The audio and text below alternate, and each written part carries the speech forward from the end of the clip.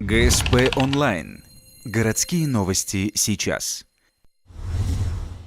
Воскресенье, 12:10. Молодежный совет проводит в детском парке спортивный праздник под названием «Весна». Активный отдых для ребят и их родителей по задумке организаторов должен сильнее сплотить семью, а также показать, что спорт – это не только полезно, но и весело. У общественной организации богатый опыт в проведении подобных развлечений.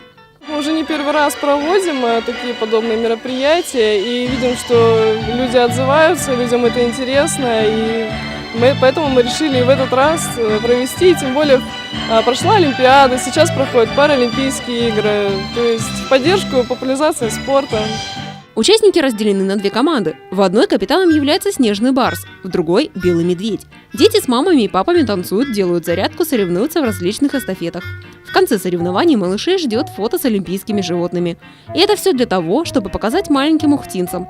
Весна может быть не только теплой, но и спортивной.